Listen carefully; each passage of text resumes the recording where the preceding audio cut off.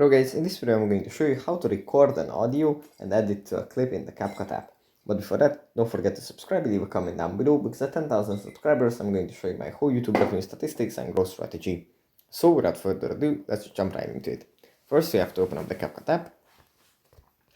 And here it opens up in the edit menu where we have our project. From here we just go into and tap on one of the projects. Then we tap on audio in the bottom row, and then we tap on record.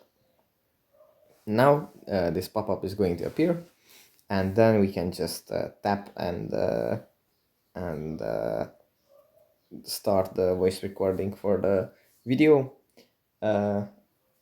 We also have voice enhancement and audio effects as well.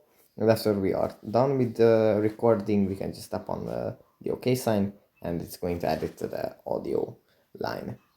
So yeah, that's pretty much it for this video. Hope it was helpful for you guys, and I'll see you in the next one.